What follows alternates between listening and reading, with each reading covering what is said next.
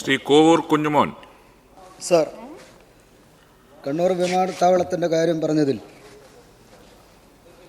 ഭൂമി ഏറ്റെടുക്കലുമായി ബന്ധപ്പെട്ട് ഇവിടെ ബഹുമാന്യനായ മന്ത്രി സൂചിപ്പിച്ചത് വളരെ ഗൗരവമുള്ളതാണ്. സാർ, ഒരാളെയും വീട്ടിൽ നിന്ന് ഇറക്കി വിടത്തില്ല. ഇച്ഛാശക്തിയുള്ള ഗവൺമെൻറ്റാണ് സാർ, ഇടതുപക്ഷ ജനാധിപത്യ ഗവൺമെൻറ്.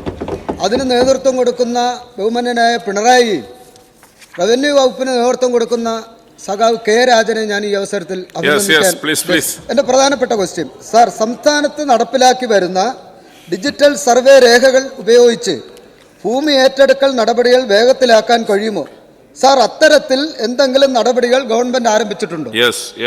സാർ, ഇത് വളരെ പ്രധാനപ്പെട്ട ഒരു കാര്യമാണ്. അങ്ങുൾപ്പെടെ പലരും ഈ ഭൂമിയുടെ രേഖ എടുക്കാനുള്ള സമയം പറയുന്നുണ്ട്. യഥാർത്ഥത്തിൽ ഡിജിറ്റൽ റീസർവേ പൂർത്തിയാകുന്നതോടുകൂടി കേരളത്തിലെ മുഴുവൻ ഭൂമിക്കും, സർക്കാർ ഭൂമിക്ക് ഉൾപ്പെടെ സ്വകാര്യ ഭൂമിക്ക് ഉൾപ്പെടെ എല്ലാ ലാൻഡ് പാഴ്സലുകളെയും കോർഡിനേറ്റ് ചെയ്യുന്നൊരു ഡിജിറ്റൽ വാല്യൂ വരും.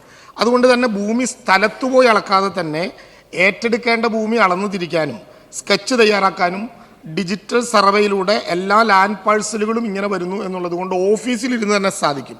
യഥാർത്ഥത്തിൽ അർത്ഥനാധികാരി സ്ഥാപിക്കുന്ന അലൈൻമെൻറ്റ് സ്റ്റോണുകളുടെ കോർഡിനേറ്റുകൾ വഴി ഓഫീസിലിരുന്ന് ഡിജിറ്റൽ മാപ്പ് തയ്യാറാക്കാനും ഡിജിറ്റൽ രേഖകൾ വഴി ഉടമസ്ഥനെ കണ്ടെത്താനും ആകും എന്നുള്ളത് കൊണ്ട് ഡിജിറ്റൽ റീസർവേ പൂർത്തിയാക്കുന്നതോടുകൂടി നടപടിക്രമങ്ങൾ വല്ലാതെ ലഘൂകരിക്കാൻ നമുക്കാകും.